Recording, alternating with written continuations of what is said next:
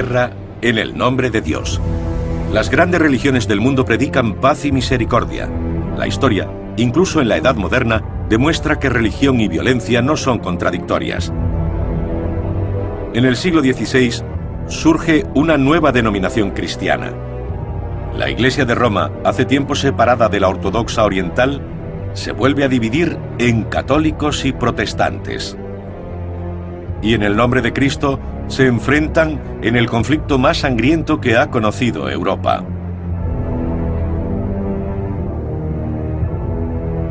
Guerras santas, cristiano contra cristiano.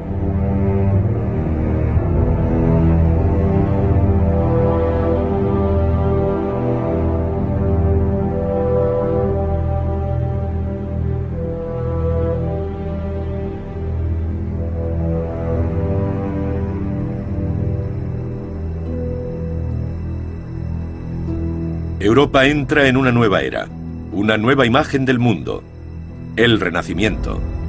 Todo está en continuo cambio. La astronomía y otras ciencias de la naturaleza, el arte y la arquitectura.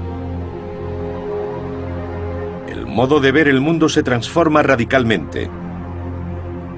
La perspectiva se convierte en naturalista, realista.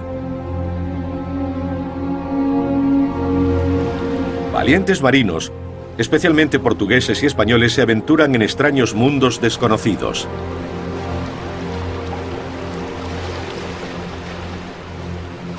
Con nuevos instrumentos de navegación y nuevos mapas, en 1522, Magallanes y Elcano demuestran que el mundo es redondo. Una época de agitación también por cuestiones de creencias. La Biblia, cuyos textos en latín la hacían inaccesible al público general, se convierte en el libro de los libros y un monje alemán insatisfecho cambia el mundo sin querer. Martín Lutero no quiere la reforma, solo pretende reformar. Pero no es eso lo que sucede, es el momento propicio para más. Un nuevo invento, la imprenta, una revolución técnica que posibilita otra espiritual. Gutenberg mit der La imprenta de Gutenberg, la impresión mediante tipos móviles, favorece la movilidad y mejora la comunicación hasta límites antes no solo insospechados, sino inimaginables.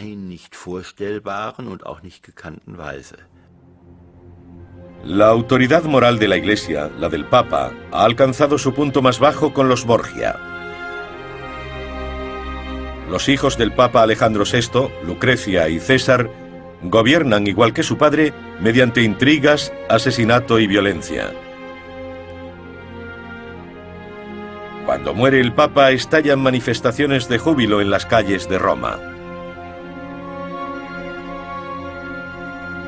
El fraile agustino Martín Lutero se desespera ante una situación intolerable: la corrupción de la Iglesia.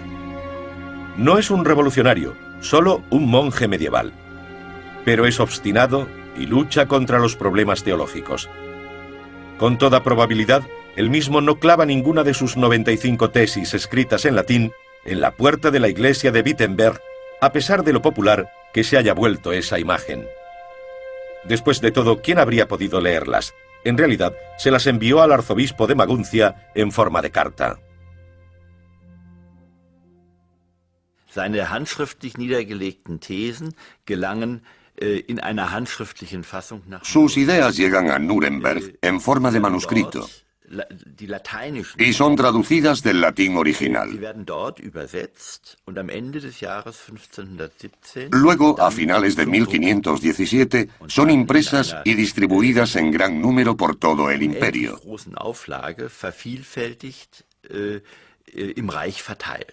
Lutero no tuvo nada que ver con ello, y por supuesto, no era eso lo que pretendía.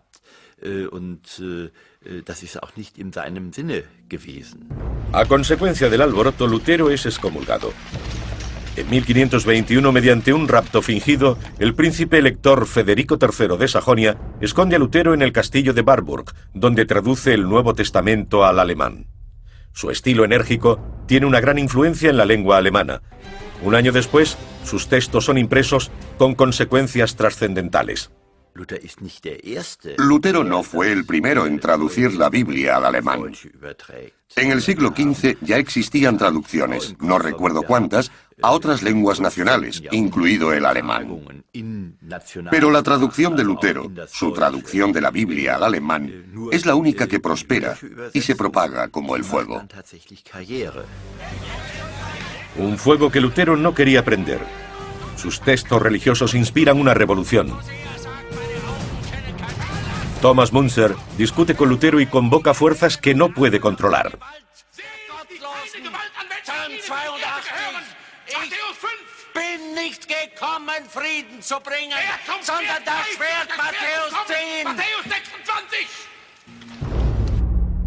Al principio favorable a los insurgentes, Lutero apela a los príncipes reinantes para que adopten duras medidas contra las hordas de campesinos que se dedican a robar y a matar.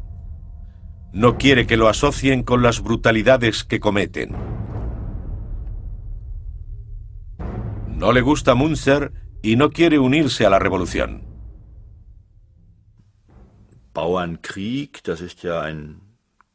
La guerra de los campesinos es solo un nombre y da una impresión equivocada. No fue una guerra tal como la entendemos, fue más bien una serie de levantamientos aislados. Las revueltas de campesinos constituyen una tradición en los siglos XIV y XV. Pero los príncipes no reaccionan como pretendía Lutero. Y sufre con la Reforma tanto como ha influido en ella. No tiene control sobre los acontecimientos. La Reforma atrae a fanáticos. Las revueltas contra el poder del clero llegan a todas partes. Los iconoclastas atacan iglesias. En Münster, los anabatistas rigen durante unos meses un estado totalitario. Exigen la propiedad compartida de los bienes y la prohibición del matrimonio. Cuando se aplasta la rebelión, los cadáveres de los cabecillas son expuestos en jaulas. La Reforma se extiende por toda Europa, dividiéndola en diferentes facciones. Zwinglio en Zúrich, Calvino en Ginebra. Incluso Escocia tiene su propio héroe local en la persona de John Knox.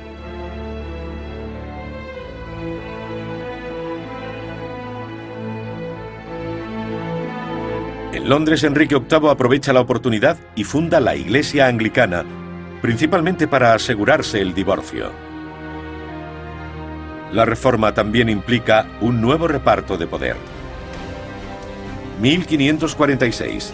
El emperador católico está en guerra con los príncipes protestantes, la primera guerra interconfesional.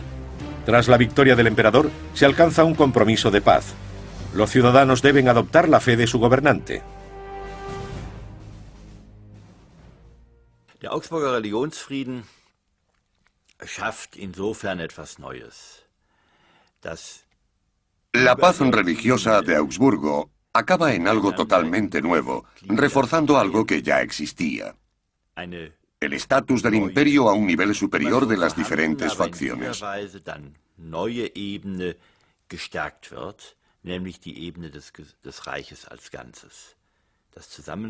Un nivel en el que el rey y el Estado imperial trabajan juntos como árbitros supremos, responsables de salvaguardar la paz y la ley del imperio.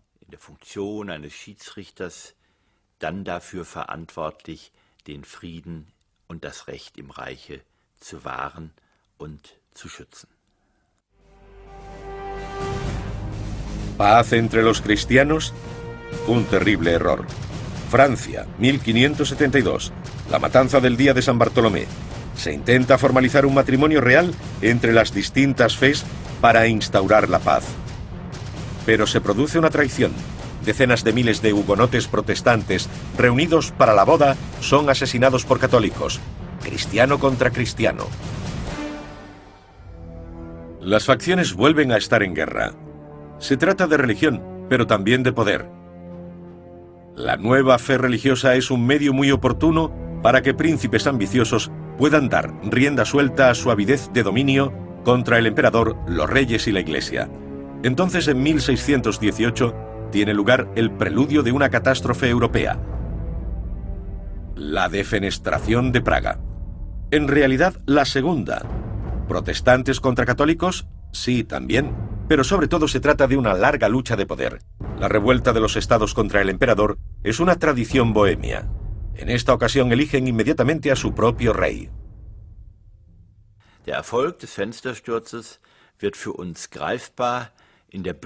El éxito de la defenestración de Praga se entiende mucho mejor leyendo el Acta de Confederación Bohemia de 1619. Se trata de un documento mediante el cual el Estado bohemio define lo que quiere respecto a lo que posteriormente llamaremos Estado. No abolen la monarquía, ya que necesitan un rey para legitimar su posición.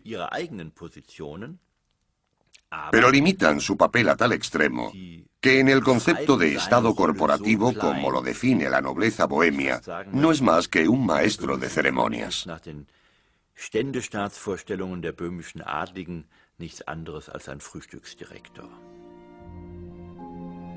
La Unión Protestante reúne a sus tropas en Bohemia. Se hacen alianzas. Maximiliano de Baviera pide ayuda a la Liga Católica para luchar. Viena. Los protestantes bohemios se niegan a reconocer al recién elegido emperador. Estalla la guerra. Se suceden décadas de conflictos. El nuevo emperador Fernando I lucha por el catolicismo.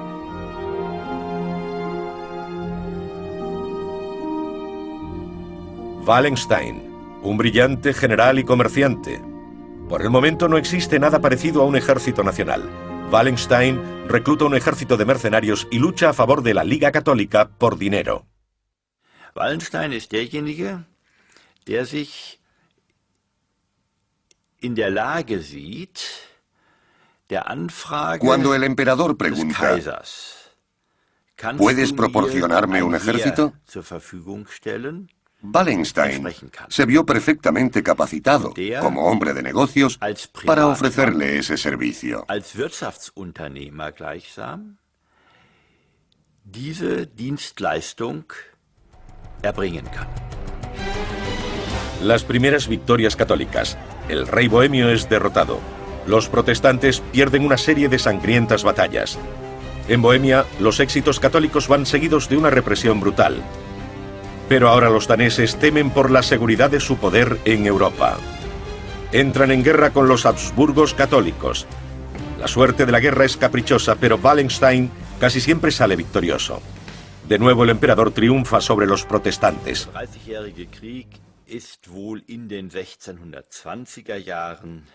En la década de 1620, la Guerra de los 30 años es principalmente religiosa, en la que empiezan a involucrarse poderosos grupos políticos.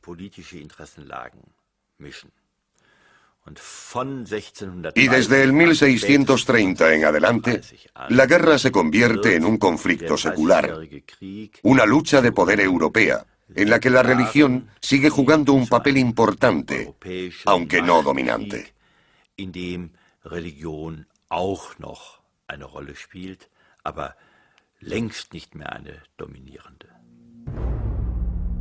Una guerra que se perpetúa. Las naciones toman posiciones. Nadie domina durante mucho tiempo. Las potencias que consiguen ventaja a corto plazo no tardan en ser reducidas por el resto.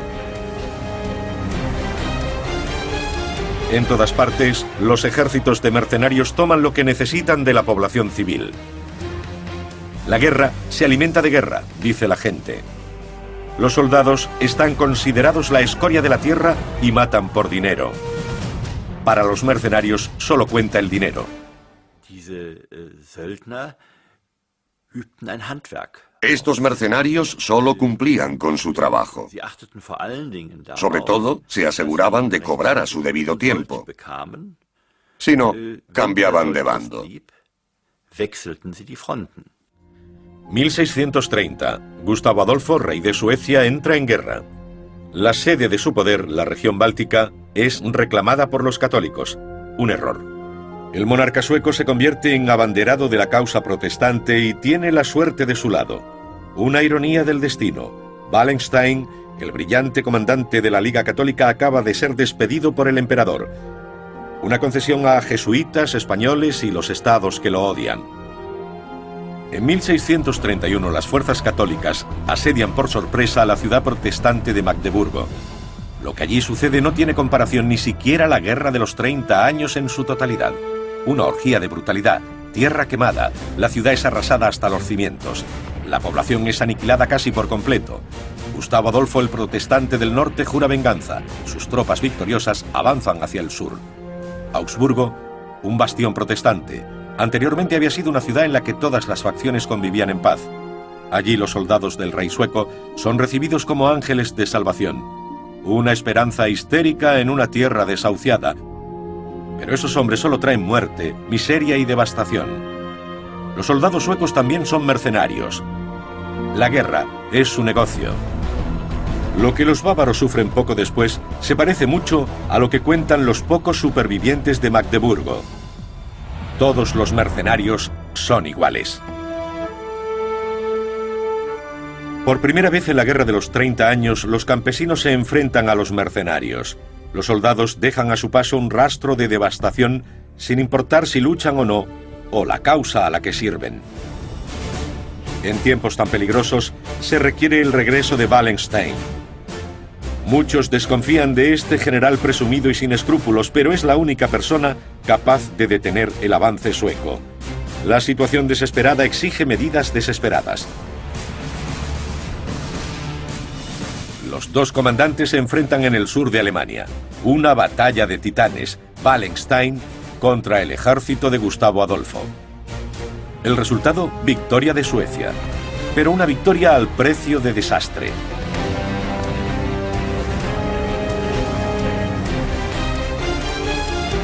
Gustavo Adolfo muere en la batalla de Lützen. Un duro golpe. El líder mesiánico desaparecido. Corren rumores de que realmente no ha muerto. Los suecos empiezan a perder batallas, pero creen que aún tienen posibilidades de asegurar su influencia mediante una negociación. Son engañados. En estos tiempos nada es estable. Los oficiales de Wallenstein deben jurarle lealtad personal incluso si sus órdenes entran en conflicto con las del emperador. So ist es auch bei Wallenstein der Fall gewesen, der seine unternehmerische Leistung. En el caso de Wallenstein, siempre tiene éxito en sus empresas. Pero en realidad para él no era tan importante el dinero como, por ejemplo, convertirse en duque de Mecklemburgo.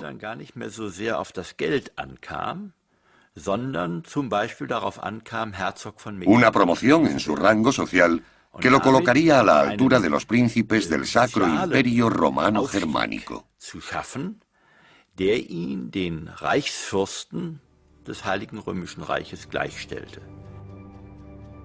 Wallenstein se vuelve demasiado poderoso. ¿Cuáles son sus verdaderas intenciones? Entre otras cosas, negocia con los suecos un acuerdo de paz. ¿Quiere el belicista ser algo más que un duque? No solo a los jesuitas les gustaría deshacerse de él. El emperador ordena su captura vivo o muerto. El capitán irlandés que lo apuñala en Níger solo es el brazo ejecutor de los numerosos enemigos que tiene. Un final poco glorioso para este notable caudillo de ejércitos.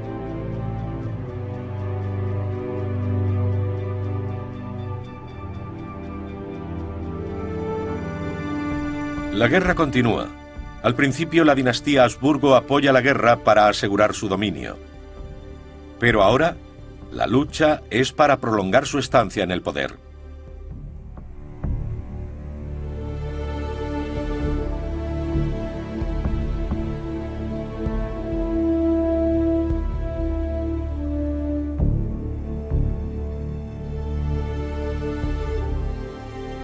En 1635, y ante la insistencia del cardenal Richelieu, Francia entra en la guerra. De nuevo los enfrentamientos arrasan el sur de Alemania y Bohemia.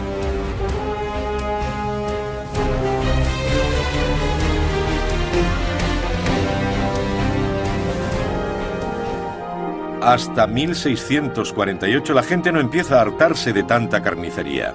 Suecia y Francia, las potencias restantes, garantizan el fin de las hostilidades. Se firma la Paz de Westfalia. se basa en el antiguo documento de la paz religiosa de Augsburgo de 1555.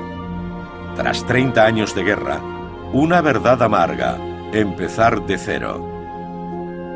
Aún así, todo ha cambiado. No obstante, para el pueblo llano, la firma del tratado no trae la paz. Erst wenn der letzte Söldner ein Land verlassen hat, oder auch nur ein Dorf verlassen hat, solo cuando el último mercenario abandona el país o el pueblo, regresa la paz a la gente corriente. weil das in Sachsen zum Beispiel erst Y en Sajonia, eso no tiene lugar hasta 1650. erfolgt ist dort in Muchos documentos se refieren a ese momento como el fin de la guerra de los 32 años. nun zu Ende gehenden 32-jährigen Krieg die Rede. Por fin terminan las matanzas.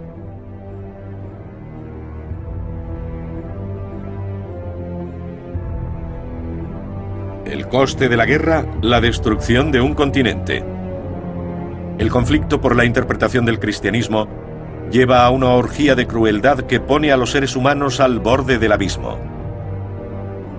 La visión del mundo cambia para siempre.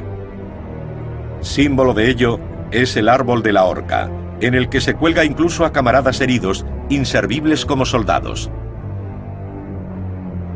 Por primera vez hay algo parecido a un reportaje de guerra. Despiadado, brutal, realista. Der 30-jährige Krieg hat die Menschen seit der Mitte des 17. Jahrhunderts immer wieder... Desde mediados del siglo XVII, la guerra de los 30 años no ha dejado de ser objeto de interés, porque abarca una inimaginable variedad de crueldades.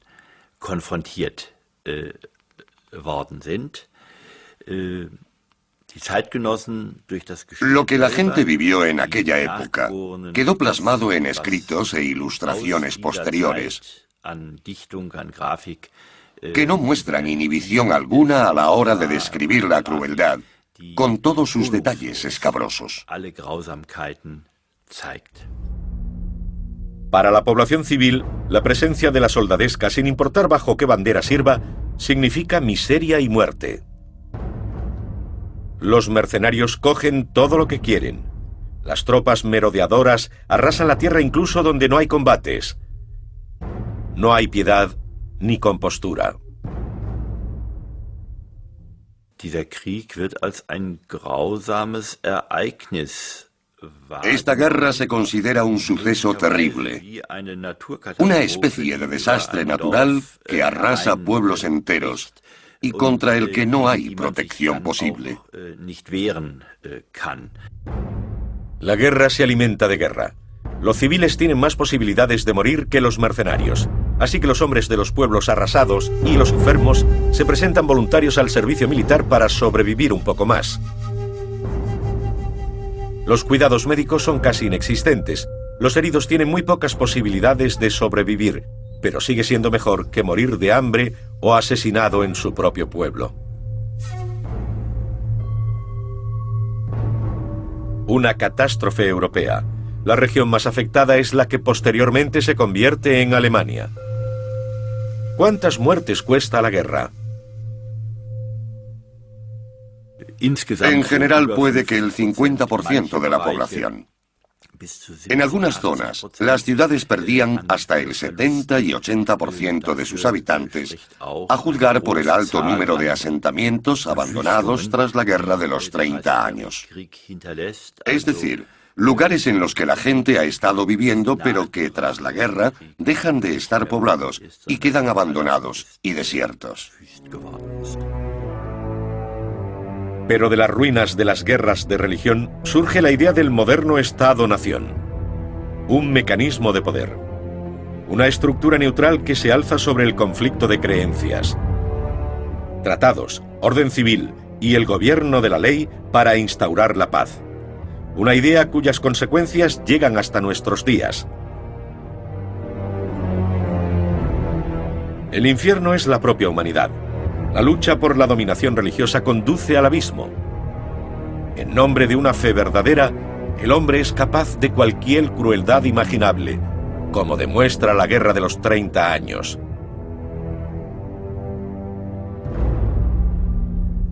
Por naturaleza, el hombre es, y siempre ha sido, avaricioso, egoísta y cruel.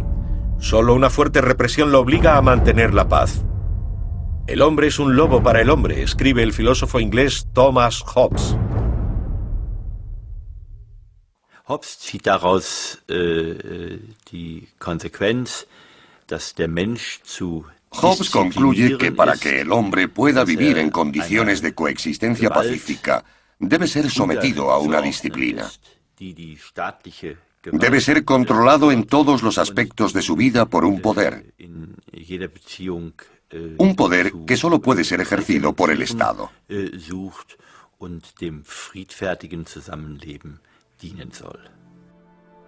Para controlar la avaricia humana, Hobbes decreta un Estado totalitario, un monstruo omnipotente, un leviatán que imponga la paz y dicte lo que se debe pensar, decir y creer. Una idea que nunca ha sido puesta en práctica. Absolutismo. El Estado gobernado por el rey sol francés Luis XIV. Una de las consecuencias políticas de la Guerra de los 30 años. Orden rígido y majestuoso.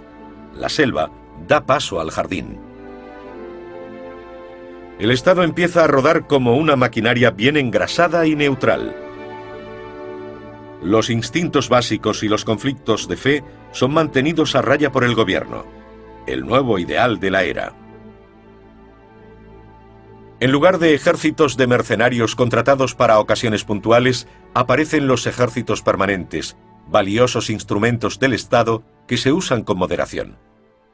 La Prusia de Federico II es el modelo ideal de absolutismo ilustrado, un Estado sobrio y racional sin iglesia establecida. La tendencia es bastante clara. Quizás Federico el Grande lo expresa muy bien cuando dice: cada hombre debería ser bendecido como mejor crea. De ese modo, la religión pasa a ser una cuestión de ámbito privado. Las consecuencias prácticas: a finales del siglo XVII los hugonotes se trasladan a Prusia en busca de libertad religiosa. Bajo el gobierno de Federico II, 1 de cada 4 berlineses es francés de origen, una monarquía en ciernes en la que se separan estrictamente Iglesia y Estado. Es una cuestión de principios. En Prusia, Kant persigue la idea de la conclusión lógica. Su ensayo hacia la paz eterna es un borrador para la Organización de las Naciones Unidas. La ley debería gobernar el poder en una especie de parlamento mundial. Una idea que apenas ha encontrado respaldo en todas las superpotencias hasta la fecha.